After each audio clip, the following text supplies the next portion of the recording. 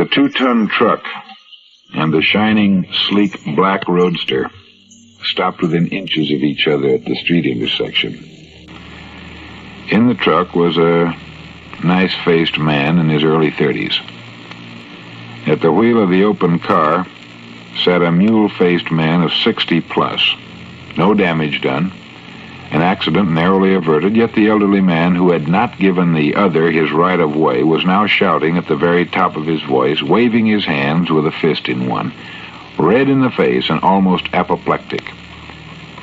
It was over in a minute. The truck and the car parted. The well-dressed, apparently intelligent citizen of the community had thrown at the truck driver his last look of malevolence with intent to kill.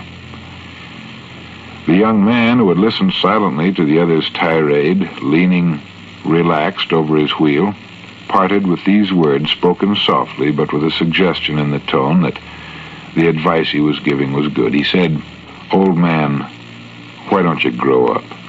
Be your age." The advice was excellent, but I'm afraid it came too late.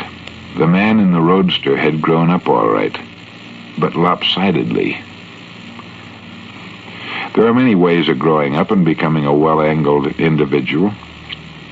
According to the Dr. Steinkron, you must realize that it isn't just a question of the state of your biceps or whether or not you have lost all your baby teeth before you're on the way to sensible maturity. We grow in lots of ways or fail to grow, and each manner of growth contributes to the fullness of the life of the individual. There's the calendar age. No need to stress its importance, since it isn't too important. Then the mental age. This is dependent on our drive for self-betterment. The initial impetus is given us in school, and from then on, our degree of enlightenment and knowledge depends upon our innate desire to learn. Probably we know more about the physical age than any other. Suppose that a man whom you never met before sits quietly in a chair. You're asked to guess his physical age. You will usually guess the true decade, often come within a year or two of his birth date. But suppose you're asked to guess his mental and emotional age. Now, you can't do that unless he speaks. And even then it may require more than a few minutes before you have him cataloged. It takes time to dig down through the superficial layers of small talk to determine whether the undersoil is as promising as the top. For example, the boy in the truck knew he was talking to an old man. Even a baby knows whether it's looking at a granddad or at a boy across the street. But the young man in the truck had also divined something else. He knew at once that this older man was emotionally below par. So you can see there's more to growing up than just living, just getting smart, just being healthy. There's the emotional side, which is so important. And without its full development, there's an extreme difficulty in adjusting ourselves to the social life around us. It's well to remember that people's reactions are dictated by their states of mind and health. To be emotionally grown up is to learn not to get in the habit of taking everything as a personal insult. That man in the roadster probably argued with people all day because he thought they were picking on him. People don't pick on strangers. It just happens that the strangers get in the way of their feelings. And so we must train ourselves when young to be tolerant of others. We should intuitively, in all our human relations, each time step over into the other fellow's shoes, which is just a good old golden rule. For instance, don't laugh at people's peculiarities, because remember that after all, you yourself are a packet of subconscious reactions. That we're creatures of habit is another way of saying that often we're nothing but puppets who dance this way and that to the pull of the strings. Sometimes we can rear back and cut the strings. Usually, however, we go through life making the same motions. Live and let live is a good rule in all human relationships. It's invaluable when you're contending with the idiosyncrasies of your older fellow man. His habits have had time to gel. George Amos Dorsey wrote, "Normal old age should be only less delightful than youth. But premature senility is plain tragedy.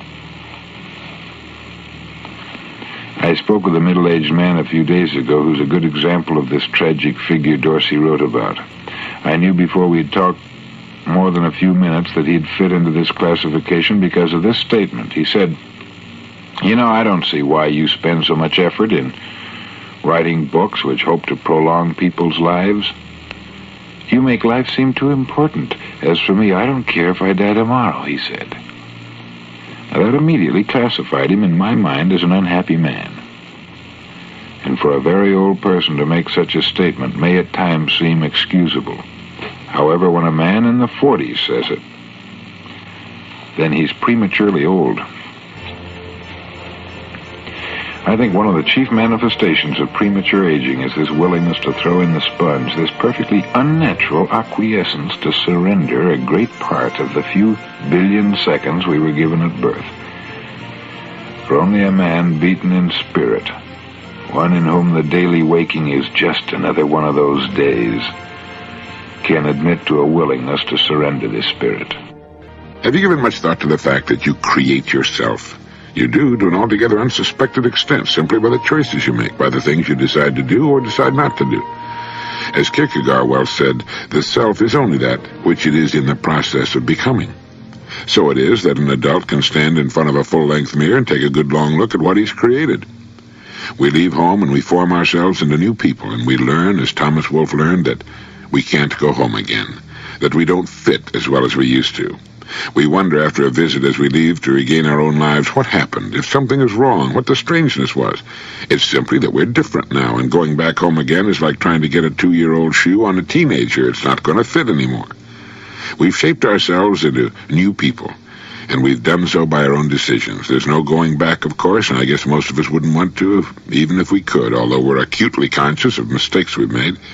We have to remember that each of us is new at this business of living and content ourselves with the fact that most of us have plenty of time to make good decisions in the future. If there's a rule in making decisions, I suppose it would be to listen to that inner voice and try to make decisions that tend to be growth-oriented. There's really no standing still, even if we'd like to. I wonder how many mothers in poor families have said to their children, "I want you to get an education and make something of yourselves." That old term, make something of yourself, carries with it the clear message that we invent, that we make, we create ourselves. I do think, however, that most really try to play it safe. That is, select those decisions which seem to carry the least risk of failure, and by so doing live out their lives well below their real potentials as persons. Saying such as, "I'm not going to stick my neck out," and "don't rock the boat," to say nothing of the popular "take it easy" and "never volunteer," all indicate a reluctance to live fully extended or at the leading edge of life. In business, every time a suggestion is made that involves any sort of innovation, some old-timer will ask, "Well, who else is doing it?" He needs reassurance that the idea is not completely new, that it's been tested by someone else before he'll venture a yes vote. Professor Sidney Hook writes, "My observations lead me to the conclusion that human beings have suffered greater deprivations from their fear of life than from its abundance." If any organism fails to fulfill its potentialities, it becomes sick, just as your legs would wither if you never walked.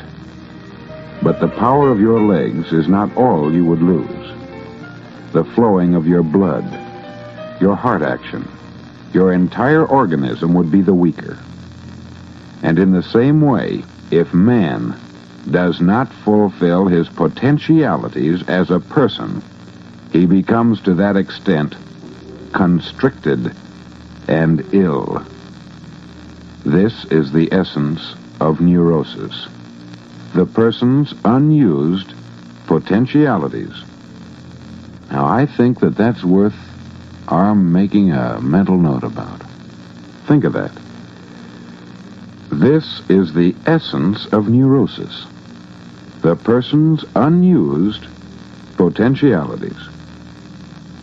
Blocked by hostile conditions in the environment, past or present, and by his own internalized conflicts turn inward and cause morbidity.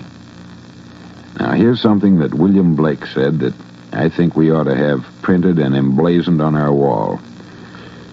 Energy is eternal delight, said William Blake, and he who desires but acts not breeds pestilence.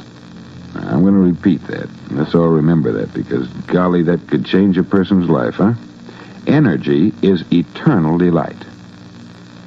And he who desires but acts not, in other words, does nothing about his desires, breeds pestilence. Kafka was a master at the gruesome task of picturing people who do not use their potentialities and therefore lose their sense of being persons. And the chief character in The Trial and in the Castle has no name. He is identified only by an initial, a mute symbol of one's lack of identity in one's own right. And in the staggering and frightful parable Metamorphosis, Kafka illustrates what happens when the human being forfeits his powers. Now, the hero of this story is a typical, empty, modern young man who lives a routine, vacuous life. In this case, he's a salesman, returning regularly to his middle-class home, eating the same menu of roast beef every Sunday while his father goes to sleep at the table. The young man's life was so empty, implies the author, that he woke up one morning no longer a human being, but a cockroach. Because he had not fulfilled his status as a man, he forfeited his human potentialities. A cockroach, like lice and rats and vermin, lives off others' leavings.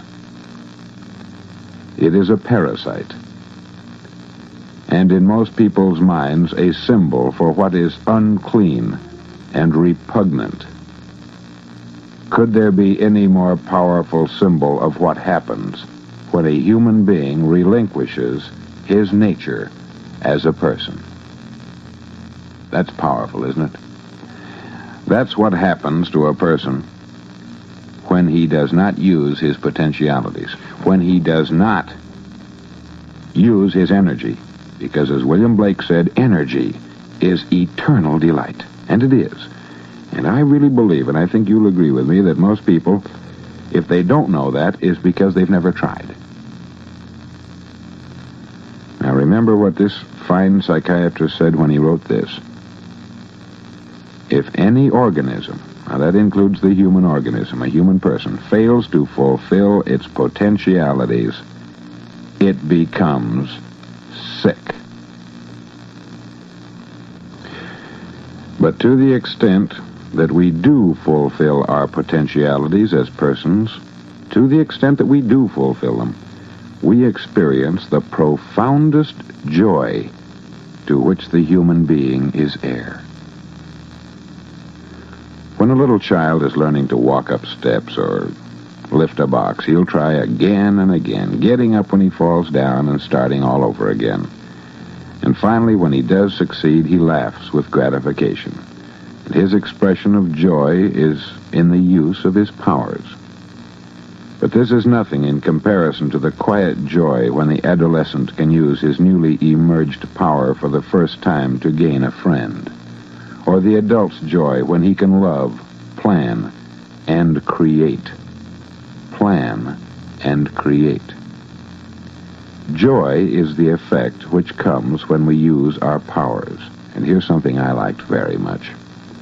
Joy, rather than happiness, is the goal of life. For joy is the emotion which accompanies our fulfilling our natures as human beings. It is based on the experience of one's identity as a being of worth and dignity, who's able to affirm his being, if need be, against all other beings and the whole inorganic world. This power, in its ideal form, is shown in the life of Socrates, who was so confident in himself and his values that he could take his being condemned to death not as a defeat, but as a greater fulfillment than compromising his beliefs. Now, we're not trying to imply that such joy is only for the heroic and the outstanding.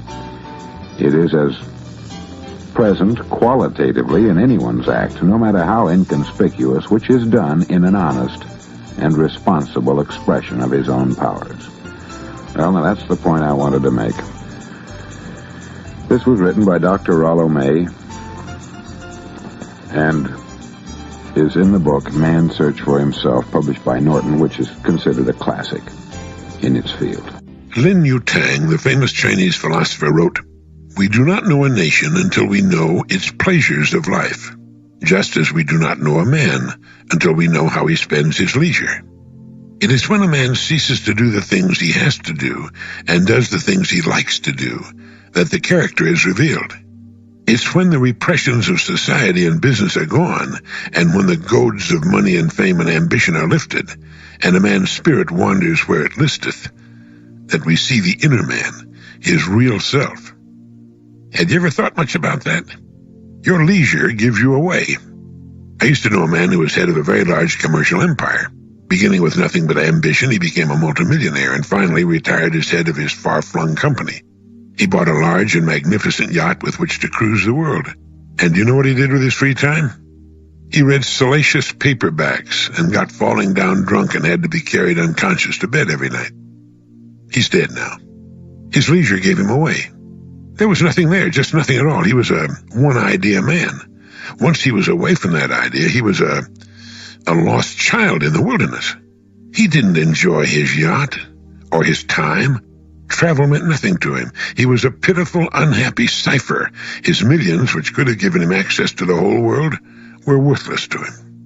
The thing that's always bothered me is how a human being can live for 30 or 40 or 50 years and find no interest, no charm and excitement in the world. Talk about wearing blinders. I guess it has to do with the way a person looks at life. If it's nothing more to him than getting through one day after another as best he can, that's one thing. But if he's searching for meaning, well, that's something else. It doesn't mean he'll find it, but the search, the journey itself, can be filled with interest and excitement. When FDR first took office as President of the United States, one of his first acts was to call on the Associate Justice of the Supreme Court, Oliver Wendell Holmes. He was admitted to the old jurist's chambers and found him reading Plato. Justice Holmes was in his 90s. "Why are you reading Plato, Mr. Justice?" the President asked. "To improve my mind, Mr. President," the great judge replied. "To improve my mind. What do you do with your leisure time? It's a good idea to examine carefully this important segment of your life. It exposes the real person, but not the finished person. We can change. We can, like Justice Holmes, still be growing and improving our minds at 92. I don't mean we need to read Plato, although it's an excellent idea, but to find fulfillment, meaning, and interest, we need to grow towards something. When we stop growing, like my millionaire friend with the big yacht, we get sick and die. We may stick around a few more years and go through the motions, but for all practical purposes, we've really ceased to live. We do not know a man until we know how he spends his leisure. It is when a man ceases to do the things he has to do and does the things he likes to do that the character is revealed. It is then we see the inner man, his real self. According to the Bureau of Standards, a dense fog covering 7 city blocks to a depth of 100 feet is composed of something less than 1 glass of water. That is, all the fog covering 7 city blocks 100 feet deep could be, if it were gotten all together, held in a single drinking glass. It would not quite fill it. And this can be compared to our worries. If we could see into the future, and if we could see our problems in their true light, they wouldn't tend to blind us to the world, to living itself, but instead could be relegated to their true size and place. And if all the things most people worry about were reduced to their true size, you could probably put them all into a water glass, too. It's a well-established fact that as we get older, we worry less. We learn that with the passing of the years and the problems each of them yields, that most of our worries are not really worth bothering ourselves about too much, and that we can manage to solve the important ones. But to younger people, they often find their lives obscured by the fog of worry. Yet here's an authoritative estimate of what most people worry about. Things that never happen, 40%. That is, 40% of the things you worry about will never occur anyway. Things over and past that can't be changed by all the worry in the world, 30%. Needless worries about our health, 12%. Petty miscellaneous worries, 10%. Real, legitimate worries, 8%. Only 8% of your worries are worth concerning yourself about. 92% are pure fog with no substance at all. But how do you know which is which? Well, it seems the first thing to do is to stop concerning yourself with things which have already happened and about which there's nothing you nor anyone else can do. Forget them. This is the one that the experts claim does most to wreck marriages. The wife or husband will nurse and cling to things which have happened or have been said in the past and keep exhuming them like desiccated corpses. If the collection gets large enough, and it could easily get large enough in even the best of households, if a person never forgets every little slight or oversight or word spoken in impatience or anger, the marriage will wind up on the rocks. The largest cause of all arguments in the home, incidentally, is worry about money. And this wouldn't be such a problem. In fact, it could be a source of gratification if we could just learn to live within our means and save a part of every dollar we earn. It isn't easy, but it will get rid of the worries and most of the arguments about money. Ben Franklin said there are two ways of solving money problems. Augment your means, that is, make more money, or diminish your wants. Either will do. But the best plan of all is to do both at the same time. Think of ways to earn more money and diminish your wants. In this way, you'll live well within your means and always have a nice surplus of money. People will say that isn't easy. What's easy? What that's worthwhile is easy. It's said that work never killed anyone. It's worry that does the job. Take the fog of your worries and put it where it really belongs, in 8% of the space it's now occupying. Easier said than done.